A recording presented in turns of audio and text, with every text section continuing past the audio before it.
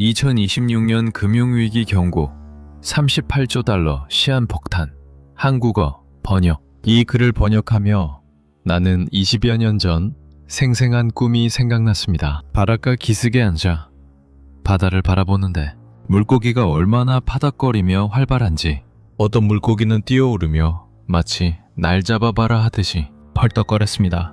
그런데 내가 손에 든 플라스틱 통 안에 든 녹색 액체를 붓자 삽시간에 그 바다는 고기는 싹 사라지고 무섭게 고요한 바다가 되었습니다. 나는 항상 그 녹색물이 무엇이지 하며 궁금했습니다. 그런데 나는 얼마 전에 그 녹색물의 정체를 깨닫게 되었습니다. 그것은 바로 내가 유튜브를 통한 엔드타임 경고의 유튜버가 되었다는 사실입니다. 나는 절대로 유튜버를 하려고 꿈에서조차 생각하지 않았습니다. 그런데 나는 지금 닥쳐올 미래를 유튜브를 통하여 전하고 있는 겁니다. 그것이 20여 년 전 내가 바다에 녹색물을 쏟았던 것의 상징인 걸 깨닫게 되었습니다. 그러니까 지금 이 순간의 시간들이 얼마나 급박한 시간이라는 것을 알아야 합니다. 달러가 붕괴하는 날, 그날이 세계 경제, 금융, 통화가 붕괴되고 일루미나티의 무서운 신세계, 질서가 열립니다. 그들은 모든 준비를 뉴스에 나오지도 않게 다 완공시키고 있습니다. 그리고 꿈에서 본 그 이후는 초지능 기술로 무장한 경찰들, 통제와 살벌한 인류의 삶이 기다리고 있습니다. 내가 유튜브에 글을 쓰는 게 진조가 되다니 하늘의 섭리일까요? 이제 전문가가 분석한 달러 붕괴가 어떻게 진행되는지 봅시다. 미국 금융 시스템의 심장부에서 38조 달러 약 5경 원의 시한폭탄이 째깍거리고 있으며 2026년에 폭발할 것입니다. 이는 일반적인 경기 침체의 느린 소진이 아니라 계획된 해체, controlled demolition과 같은 파괴적인 속도로 터질 것입니다. 모든 도미노는 이미 제자리에 놓여 있고 모든 도화선에 불이 붙었습니다.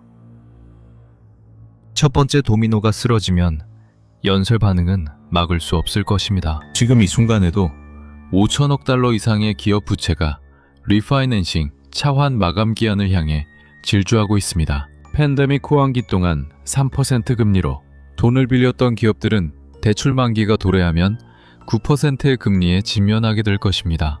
겉으로는 견고해 보이는 은행들은 2년 전 가치의 절반밖에 안 되는 상업용 부동산 CRE 대출 포트폴리오를 안고 있으며 무너지는 조각들을 잡아줘야 할 주체였던 사모신용, 펀드, 프라이빗 크레딧 펀드와 레버리지 대출 시장은 시스템이 가장 필요로 할 때 조용히 발을 빼고 있습니다. 이것은 단순히 먼 미래의 경기 침체에 대한 예측이 아닙니다. 이것은 수학적인 확실성입니다. 숫자는 거짓말을 하지 않습니다. 시간표는 확정되었습니다. 그리고 이 붕괴를 촉발할 메커니즘은 이미 작동 중입니다. 2008년 위기를 예측했던 모든 전문가, 닷컴 버블 붕괴를 예측했던 모든 경제학자, 주택 버블을 경고했던 모든 분석가들이 똑같이 말하고 있습니다. 2026년이 모든 것이 부서지는 해가 될 것이다. 하지만 이번 위기가 미국 역사상 다른 금융 위기들과 다른 점이 있습니다.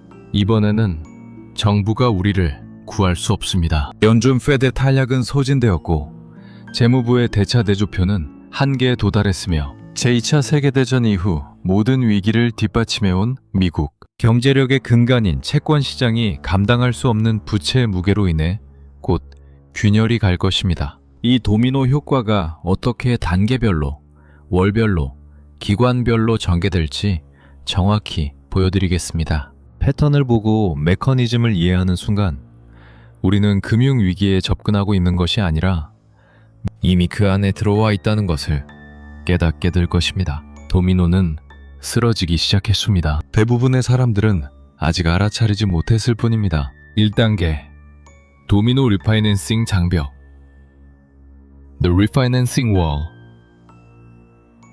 첫 번째 도미노는 이미 흔들리고 있습니다.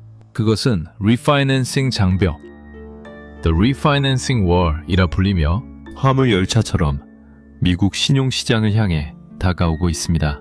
2020년, 2021년, 2022년 금리가 사실상 제로였을 때 미국 기업들은 기업 역사상 가장 큰 규모의 대출 잔치를 벌였습니다. 돈이 거의 공짜였기 때문에 그들은 채권을 발행하고 레버리지 대출을 받고 부채를 쌓았습니다. 그 기간 동안 발행된 평균 하이힐드 채권의 이자율은 약 5%였습니다. 레버리지 대출도 비슷한 금리로 변동되었습니다. 미국 기업들은 싼 신용에 탐닉했습니다. 그러나 부채는 영원하지 않습니다. 그 채권들은 만기가 돌아오고 그 대출들은 리파이낸싱이 필요합니다.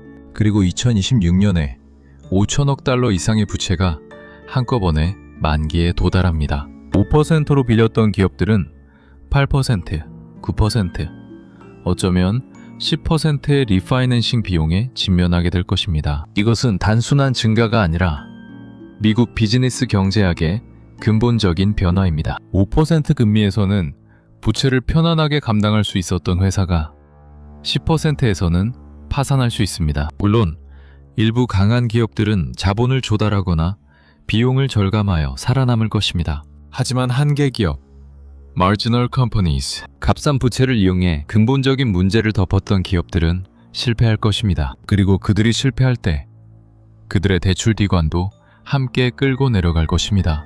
2단계 도미노, 그림자 금융 시스템, The Shadow Banking System. 여기서 두 번째 도미노가 등장합니다. 대출 기관은 더 이상 전통적인 은행이 아닙니다. 지난 10년간 미국 금융 시스템은 조용한 혁명을 겪었습니다. 2008년 이후 규제 강화로 은행들이 더 안전해지고 더 많은 자본을 보유하도록 집중하는 동안 그림자 금융 시스템, 섀도우 뱅킹 시스템이 출현했습니다. 사모 신용펀드, 레버리지 대출 수단, 자산담보구 대출, CLO 등이 규제은행들이 남긴 대출 공백을 메웠습니다. 이 기관들은 현재 전 세계적으로 250조 달러 이상의 자산을 통제하고 있습니다. 이는 지구상의 모든 금융자산의 절반에 달합니다. 하지만 이 그림자 은행과 전통적인 은행 사이에는 결정적인 차이가 있습니다. 전통적인 은행은 규제를 받고 예금 보험이 있으며 연준의 긴급 대출에 접근할 수 있는 정부의 안전망을 가지고 있습니다. 그림자 은행은 그 무엇도 없습니다. 전통적인 은행이 위기에 직면하면 규제 당국이 개입하여 자본을 투입하고 합병을 주선하여 전염을 막을 수 있습니다. 그림자 은행이 실패하면 그것은 그냥 실패합니다. 그리고 투자자들도 함께 망합니다. 사모 신용펀드는 지난 5년간 위험한 기업 부채의 주요 구매자였습니다. 하지만 2026년이 다가오면서 이 펀드들은 자체적인 위기에 직면하고 있습니다. 투자자들이 환매를 요구하고 있으며 호황기에 유입되었던 쉬운 돈이 다시 빠져나가고 있습니다. 따라서 기업들이 리파이낸싱을 가장 필요로 할 때 5천억 달러의 부채가 만기를 롤오버해야 할 때 그 리파이낸싱을 제공해야 했던 바로 그 기관들이 뒤로 물러서고 있습니다. 이는 전형적인 유동성 경색, 리퀴디티 크런치입니다. 수요는 너무 많은데 공급이 부족합니다. 이러한 상황이 신용시장에서 발생하면 금리는 단순 상승이 아니라 급등합니다. 8%에 차원할 수 있었던 기업들이 갑자기 12%, 15%에 직면하거나 아예 자금 조달이 불가능해질 수 있습니다. 이때 세 번째 도미노가 쓰러집니다. 3단계 도미노, 상업용 부동산, Commercial Real Estate, CRE. 이 부문은 지난 2년간 조용히 피를 흘리고 있었지만 회계 트릭과 만기 연장 및 모르는 척 전략으로 문제가 숨겨져 있어 대부분의 사람들이 눈치채지 못했습니다. 미국 전역의 오피스 빌딩들은 4050% 공실 상태입니다. 이는 일시적인 팬데믹 효과 때문이 아니라 미국인들의 근무 방식 변화라는 영구적인 구조적 변화 때문입니다. 팬데믹 이전의 점유율과 임대 수익을 기준으로 자금을 조달했던 건물들은 현재의 공실률로는 부채를 감당할 수 없습니다. 향후 18개월 동안 수천억 달러의 CRE 부채가 리파이낸싱 되어야 합니다. 일부 지역은행들은 대출 포트폴리오의 30%, 40%, 심지어 50%를 CRE 대출로 보유하고 있습니다. 이 대출들이 대규모로 부도나고 오피스 빌딩과 쇼핑센터가 원래 가치의 절반으로 은행에 반환될 때 이 기관들은 재앙적인 손실에 직면할 것입니다. 우리는 이미 그 예고편을 봤습니다. 실리콘밸리 은행, SVB과 시그니처 은행, 퍼스트 리퍼블릭 은행의 파산은 단지 시작일 뿐입니다. 진정한 지역은행 파산의 물결은 2026년 CRE 손실이 마침내 인식될 때 올 것입니다. 그리고 여기서 네 번째 도미노, 채권 시장이 등장합니다. 4단계 도미노 채권 시장 The Bond Market. 미국 정부의 현재 부채는 38조 2천억 달러입니다. 이는 불과 20년 전 세계 경제가 1년 동안 생산한 총량보다 많은 부채입니다. 이 부채에 대한 연간 이자 지급액은 1조 2천억 달러에 육박하며 국방비나 메디케어보다 많습니다. 사회보장 다음으로 이 이자 지급액은 낮은 금리의 구체가 만기가 되어 더 높은 금리의 신채로 대체됨에 따라 매달 증가하고 있습니다. 수십 년 동안 이것은 문제가 되지 않았습니다. 왜냐하면 미국 국채에 대한 수요는 항상 있었기 때문입니다.